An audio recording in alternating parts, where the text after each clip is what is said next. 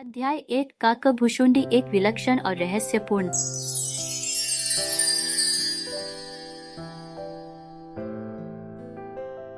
काकभुशुंडी अब कौवा रूप में इस संसार में विचरण कर रहा था, परंतु वह कोई सामान्य पक्षी नहीं था। उसके पास थी सहस्त्रों जन्मों की स्मृतियां, महाशक्तियों का आभास और एक चित्त जो अब धीरे धीरे अहंकार से शुद्धि की ओर बढ़ रहा था। उसकी आत्मा में शिव का श्राप तप्त अग्नि की भांति जल रही थी, परंतु साथ ही वह वरदान भी बनकर ज्ञान का दीपक प्रज्वलित कर रही थी। काकभुशुंडी अब ब्रह्मांड के रहस्यों को जानने के लिए अज्ञात दिशाओं में उड़ चला। वह उन स्थानों पर गया जहाँ ऋषियों ने युगों तक तप किया था, जहाँ शिव ने तांडव किया था, जहाँ विष्णु योग निद्रा में स्थित थे। हर एक स्थल से वह कुछ न कुछ सीखता, कुछ समझता और आगे बढ़ता। एक बार वह कैलाश के समीप एक निर्जन गुफा में पहुंचा। वहां एक दिव्य संत ध्यानस्थ थे। उनके शरीर से दिव्य आभा निकल रही थी। वह महर्षि लंकेश्वर थे, जो युगों से राम नाम का जाप करते हुए तप में लीन थे। काकभुशुंडी उनके समीप बैठ गया और राम नाम सुनने लगा। उसका हृदय पुलकित हो उठा। वह भूल गया कि वह एक श्रापित प्राणी है। राम की महिमा उसकी आत्मा में उतरने लगी। काकभुशुंडी उवाच रामो विग्रहान् धर्मः सच्चिदानंद विग्रह मम चित्तं निर्मलम कृत्वा हर्षयति पुनः पुनः। अर्थात राम धर्म के मूर्तिमान स्वरूप हैं, सच्चिदानंद रूपी देव हैं। वह मेरे चित्त को निर्मल बनाकर बार बार हर्षित करते हैं। उस दिन से काकभुशुंडी ने स्वयं को राम भक्त बना लिया। वह अब राम कथा सुनने सुनाने में लीन रहने लगा। वह दिशाओं में उड़ता और जहाँ भी कोई राम कथा सुनाता पाता वहाँ ठहर जाता। मनोयोग से कथा सुनता और मन ही मन शिव को स्मरण करता। एक दिन उसने ब्रह्मलोक में महर्षि नारद को देखा। नारद मुनि, जो सदा नारायण नारायण कहते घूमते थे, उसे देखकर मुस्कुराए और बोले, काकभुशुंडी, तू तो अब अनंतों में श्रेष्ठ ज्ञानी बन चुका है। तेरे भीतर जो अभिमान था वह राम नाम से विलीन हो गया। काकभुशुंडी ने सिर झुकाकर कहा, प्रभो, अभिमान ही तो उस क्षण की आग थी जिसने मुझे श्राप की ओर ढकेला, किंतु उसी श्राप ने मुझे अपने वास्तविक स्वरूप से परिचित कराया। मैं अब जान चुका हूँ कि भक्ति ही परम ज्ञान है। न त्याचुको न कर्म न योगो न व्रतो न ज्ञातो न च भक्ति तो सर्वश्रेष्ठ या रामे संप्रवर्ते।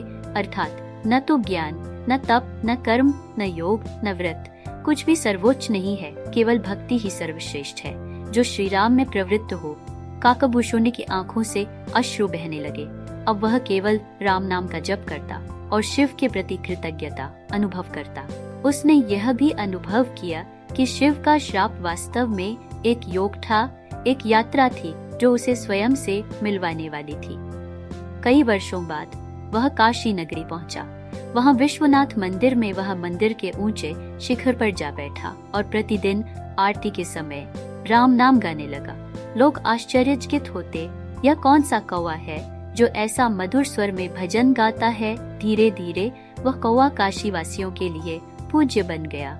लोग उसे श्रद्धा से ज्ञान काक कहकर पुकारने लगे।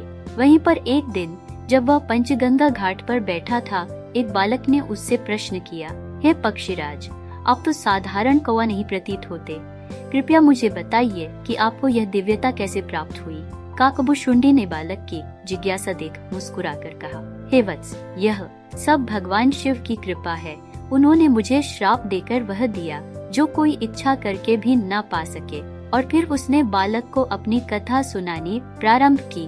कैसे उसने बाल्यकाल में भगवान शिव की भक्ति की, कैसे उसने अहंकारवश राम के रूप को नकारा और कैसे शिव ने उसे श्राप स्वरूप ज्ञान प्रदान किया। बालक मंत्र मुग्ध हो गया। काकभुशुंडी उवाच शिवेन श्रप्ता कृपा भवति न सिद्धे कोपः निंदये ज्ञानेन स्नातम चित्तम शुद्धम भवति रामे प्रेमना। अर्थात भगवान शिव का श्राप भी कृपा स्वरूप होता है। उनका कोप निंदा के लिए नहीं होता। ज्ञान से स्नान किया हुआ चित्त राम में प्रेम से शुद्ध हो जाता है। और वह बालक वहीं बैठा रहा, कथा सुनता रहा। उसे पता भी न चला कि वह एक महान तपस्वी के सामने बैठा था जो युगों युगों से त्रिकालदर्शी बना संसार को राम नाम सिखा रहा था। काकभुशुंडी अब कथावाचक बन गया था। वह अनंत जन्मों की कथाएं जानता था। उसने स्वयं राम अवतार देखा था। लंका युद्ध देखा था, सीता की अग्नि परीक्षा देखी थी। उसने सब कुछ देखा, अनुभव किया और अब वह यही सब दूसरों को बताता था, ताकि कोई और अहंकार की आग में न जले जैसा कभी वह स्वयं जला था। अध्याय 4। जब काकभुशुंडी श्री राम के चरणों में लीन होकर भक्ति में निमग्न थे, उसी समय देवताओं और ऋषियों में एक विचित्र उत्सुकता उत्पन्न हुई। उन्हें यह जानना था कि एक कौवा रूपी प्राणी में ऐसी दिव्य दृष्टि और अटल भक्ति कैसे उत्पन्न हुई। इस प्रश्न को लेकर सभी देवगण कैलाश पर्वत पर भगवान शिव के दर्शन हेतु एकत्र हुए।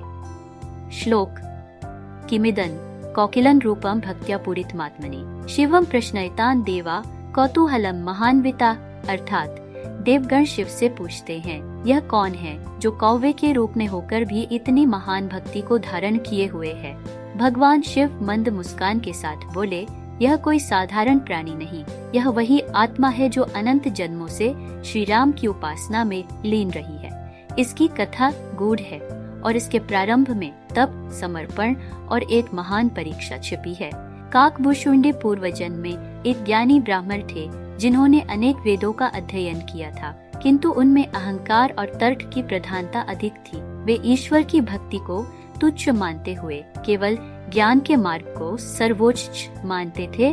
श्लोक। न ममेति हरिं भक्त्या ज्ञानेनैव मुच्यते इति ब्रूते सदा मोहात् ब्राह्मणो ज्ञान तत्पर। अर्थात वह ब्राह्मण यह मानता था कि केवल ज्ञान से ही मुक्ति संभव है, भक्ति से नहीं। यह उसका मोहजन्य दृष्टिकोण था। एक दिन भगवान शिव स्वयं उस ब्राह्मण के समक्ष प्रकट हुए और उसे भक्ति का महत्व समझाने का प्रयास किया, किंतु ब्राह्मण अपने घमंड में अंधा होकर शिव को भी ज्ञान का उपदेश देने लगा। यह देखकर शिव ने उसे शांत स्वर में चेताया, परंतु जब वह नहीं रुका तब भगवान शिव ने उसे श्राप दिया। श्लोक। भव कौकिल रूपेण भूतले पावनाय च भक्तियोग प्रकाशाय रामे भक्तिर्विवर्धिता। अर्थात जाओ, अब तुम कौवे के रूप में जन्म लोगे और श्री राम की भक्ति के माध्यम से पृथ्वी पर पवित्रता का प्रचार करोगे। यह श्राप वास्तव में एक वरदान था, क्योंकि इसी के कारण उस ब्राह्मण को आत्म साक्षात्कार हुआ और वह अपने अगले जन्म में काकभुशुंडी बना, एक ऐसा भक्त जिसकी भक्ति की मिसाल स्वयं देवगण देते हैं। भगवान शिव ने यह कथा सुनाकर देवताओं को बताया कि सच्चा ज्ञान वही है जिसमें अहंकार नहीं होता और सच्ची भक्ति वही है जिसमें समर्पण पूर्ण हो। श्लोक। ज्ञानेन विहिता भक्ति सम्यक फलप्रदा सदा काकेन यद दर्शितन मार्गम समोक्षाय कल्पते। अर्थात जो ज्ञान भक्ति से युक्त हो वही सच्चा मार्ग है। जैसा मार्ग काकभुशुंडी ने दर्शाया वह मोक्ष प्रदान करता है। इति चतुर्थ अध्याय समाप्त। नमः।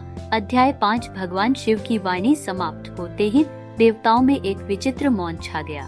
समस्त ब्रह्मांड में जैसे कोई अदृश्य ध्वनि गूंज रही हो जो भक्ति और ज्ञान के समन्वय का रहस्य उद्घाटित कर रही हो। नारद मुनि ने दोनों कर जोड़कर शिव से विनम्रता से पूछा, हे महादेव, यदि यह आत्मा इतनी उन्नत थी तो आपने उसे श्राप क्यों दिया। श्लोक। श्रापो पिति कृपारूपः साधन मोक्षदायिना नारदो अविचिन्त्यत श्रोतुमिच्छामि शंकरार्थ। अर्थात हे शंकर, आपके द्वारा दिया गया श्राप भी कृपा स्वरूप मोक्ष प्रदान करने वाला साधन बनता है। मैं इसका रहस्य जानना चाहता हूँ। भगवान शिव ने उत्तर दिया, हे देवर्षि, श्राप तभी कष्टदायक होता है जब वह क्रोध या दंड के साथ दिया जाए, किंतु जब वह ज्ञान के द्वार खोलने हेतु हो तो वह वरदान से भी श्रेष्ठ होता है। फिर उन्होंने कथा को आगे बढ़ाते हुए कहा, काकभुशुंडी जब कौ के रूप में जन्मे तो वे अपनी पहली ही सांस से श्री राम नाम का जप करने लगे। वह जन्म उन्हें अयोध्या के निकट एक पवित्र सरोवर के किनारे मिला था, जहाँ सदियों पुराना पीपल का वृक्ष खड़ा था। उसी वृक्ष की शाखाओं पर काकभुशुंडी ने अपने जीवन का आरंभ किया। उनका पहला अनुभव एक दिव्य स्वप्न था जिसमें उन्हें श्री राम का बाल स्वरूप दर्शन हुआ। श्लोक। दृष्ट्वा रामम कुमारन तन स्वप्ने नयन संतम प्रबुद्धो हरिन हर्षाद जपम रामे समार्भे। अर्थात मैंने स्वप्न में श्री राम के बाल स्वरूप के दर्शन किए और जागकर उल्लास पूर्वक उनके नाम का जाप करना आरंभ कर दिया। काकभुशुंडी को उनके पूर्वजन्म का संपूर्ण स्मरण बना रहा। यही कारण था कि वे भक्ति की ओर संपूर्ण रूप से प्रवृत्त हुए। वृक्ष की डालियों पर रहते हुए वे पर्व, व्रत और ध्यान का पालन करते और रामायण की कथा स्वर्ग से गूंजती सी प्रतीत होती। समय के साथ उनका प्रभाव बढ़ने लगा। अनेकों पक्षी, पशु और वनवासी उनके पास एकत्र होकर राम कथा सुनते। वे श्री राम के चरित्रों का कीर्तन करते और वहीं से एक विचित्र राम भक्ति की परंपरा प्रारंभ हुई, जिसे काक संप्रदाय कहा गया। श्लोक: नित्यं राम कथा श्रुत्वा पक्षिणा संसदि स्थिता काकभुशुंडी नामाय संप्रदायो भवत धराम। अर्थात प्रतिदिन राम कथा का श्रवण करते हुए पक्षियों की सभा में जो ज्ञान प्रसारित हुआ वही काकभुशुंडी संप्रदाय कहलाया। एक दिन जब काकभुशुंडी ध्यान मग्न थे, तब ब्रह्मा जी ने अपने कमंडल से अमृत की बूंद टपकाई, जो सीधे उनके मस्तक पर गिरी। उसी क्षण उन्हें त्रिकालदर्शिता का वरदान मिला। वे अब भूत, वर्तमान और भविष्य को एक साथ देख सकते थे। इस दिव्यता के साथ काकभुशुंडी ने समय समय पर विभिन्न लोकों की यात्रा की। उन्होंने स्वर्ग, पाताल, मृत्युलोक और शिवलोक तक का विचरण किया और सब स्थानों पर श्री राम की भक्ति का प्रचार किया। श्लोक: दृष्टो लोकत्रय रामो सर्वत्रैव जनार्दनः काकेन यत् प्रकटन तत्व तद दुर्लभम सुरैर्पि।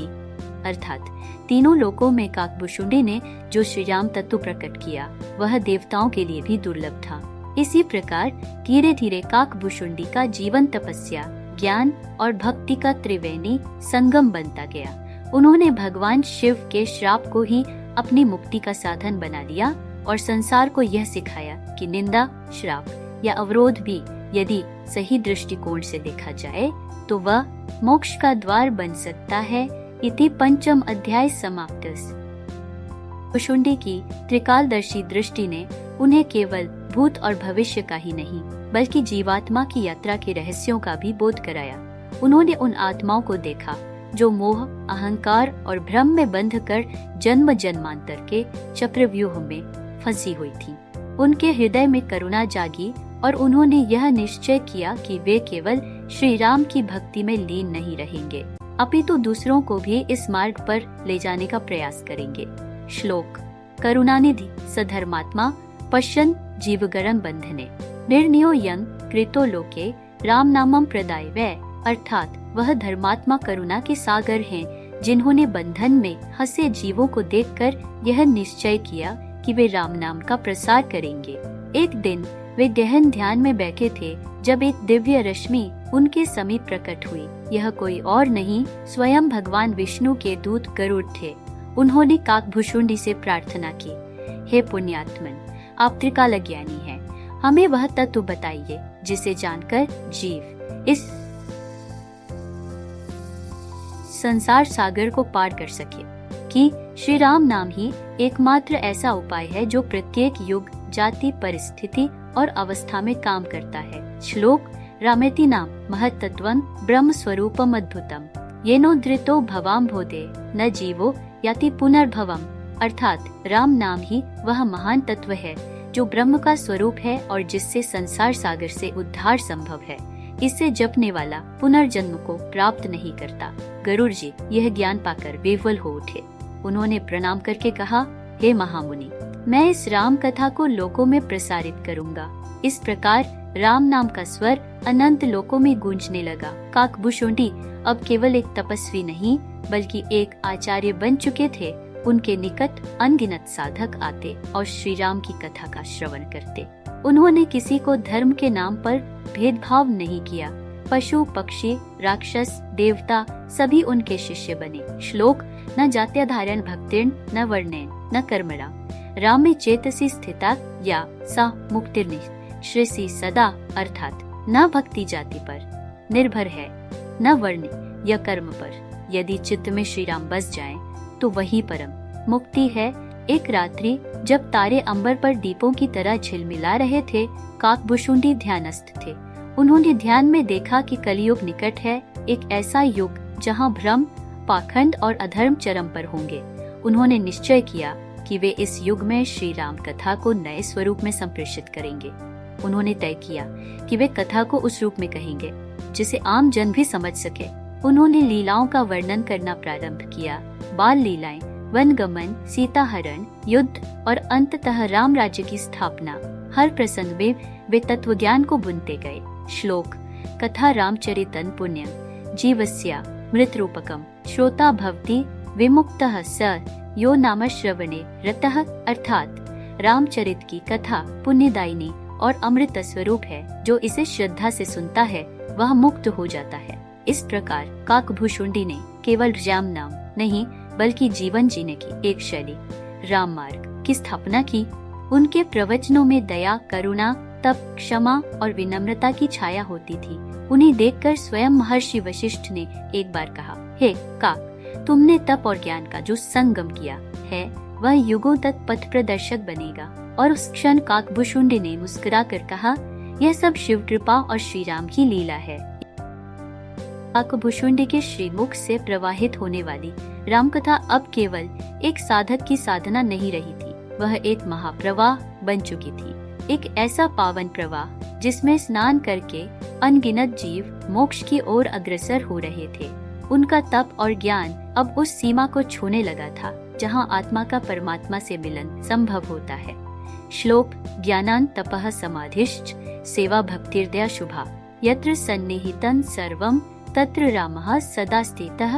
अर्थात जहां ज्ञान, तप, समाधि, सेवा, भक्ति और दया सभी उपस्थित हों, वहां श्री राम सदा निवास करते हैं। एक बार जब वे नित्य राम ध्यान में लीन थे, तब आकाशवाणी हुई, हे भक्त श्रेष्ठ, तुम्हारी भक्ति ने लोगों को आलोकित कर दिया है, परंतु अब समय है कि तुम अपने भीतर छिपे।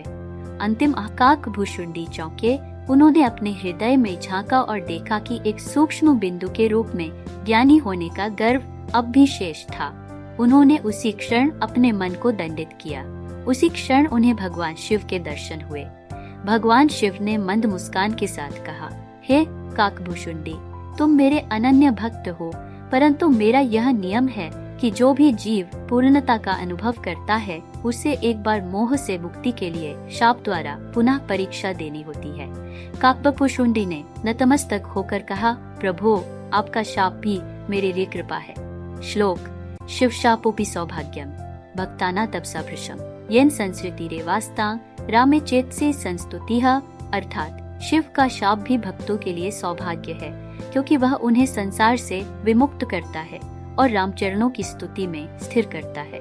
भगवान शिव ने उन्हें शाप दिया, हे काक, तुम जन्मों तक एक कौवे के रूप में विचरण करोगे, परंतु तुम्हें त्रिकाल दृष्टि प्राप्त रहेगी और तुम राम कथा को निरंतर जन जन तक पहुंचाते रहोगे।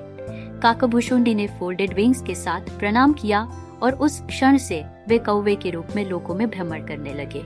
उनका प्रत्येक प्रवास, प्रत्येक स्थल एक तीर्थ बन गया। श्लोक: काकरूपे स्थितं ज्ञाने लोकानुग्रहकं शुभम यत्र यत्र कथा वक्ति तत्र तत्र हरि सदा। अर्थात कौवे के रूप में स्थित यह ज्ञान लोगों का कल्याण करता है और जहाँ जहाँ वह कथा कहता है वहाँ वहाँ श्रीहरि सदा विराजते हैं। कालचक्र अपनी गति से चलता रहा, परंतु काकभूषुंडी अमरत्व को प्राप्त कर चुके थे। उनका स्वर राम नाम से गूंजता और दिशाओं में भक्ति की लहर दौड़ जाती। वे एक ही कथा को बार बार नए रूपों में कहते और जनमानस को आध्यात्मिक अमृत प्रदान करते। उनकी यह लीला देख स्वयं नारद मुनि ने कहा, हे शिवनिष्ठ, तुमने कथा को जिया है, केवल कहा नहीं। तुम्हारा हर शब्द अब लोगों का धर्म बन गया है। काकभूषुंडी ने उत्तर में कहा, मैं तो एक माध्यम मात्र हूँ। राम कथा ही वह आत्मा है जो सभी में समाहित हो जाती है। श्लोक: न वक्ता न वेता च न हम ज्ञानी न साधक। राम कथा में यो स्यात् यत्र स्नेहोत्कटे हृदय। अर्थात न मैं वक्ता हूँ, न ज्ञानी, न साधक। मैं तो राम कथा का रूप हूँ जहाँ प्रेम से भीगा हृदय होता है। इस प्रकार एक कौवे के रूप में भी उन्होंने अपने तेज और ज्ञान से समस्त लोगों को आलोकित किया। जब कोई साधक ध्यान में उन्हें देखता तो उसकी साधना तेजस्वी हो जाती और काकभूषुंडी इस लीला को केवल राम आज्ञा और शिव कृपा से ही संभव मानते रहे। काल के गर्भ से उत्पन्न हुए वह क्षण जब भगवान शिव के वरद हस्त के नीचे काकभूषुंडी ने कौवे रूप में संसार में विचरण करना स्वीकार किया, वह केवल शाप नहीं था, वह एक दिव्य योजना थी। यह योजना उस भक्त के लिए रची गई थी जिसने सत्य की, प्रेम की और भगवान श्री राम के नाम की महिमा को अपने प्राणों में बसाया था। श्लोक दत्तन शापमपि स्वीकृत्य या भक्ता शिवप्रिय सदा स जीवन मुक्तैव स्यात् राम कथा समर्पितः। अर्थात जो भक्त भगवान शिव का प्रिय होता है वह शाप को भी स्वीकार कर राम कथा को समर्पित हो जाए तो वह जीवन मुक्त हो जाता है। अब काकभुशुंडी की उपस्थिति कहीं एक स्थान पर सीमित नहीं रही। वह अनंत दिशाओं में, विभिन्न रूपों में, अनेक योनियों के माध्यम से कथा कहते रहे। कभी एक वृद्ध कौवे के रूप में किसी आश्रम के वृक्ष पर बैठकर, तो कभी एक साधु के पास आकर गूढ़ प्रश्न पूछकर। उनका उद्देश्य एक ही था, श्री राम के नाम की अखंड ध्वनि को संसार में फैलाना।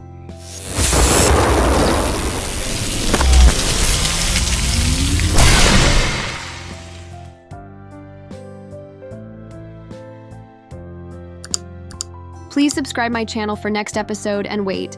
Sometime we will upload next episode very shortly. Thank you for watching.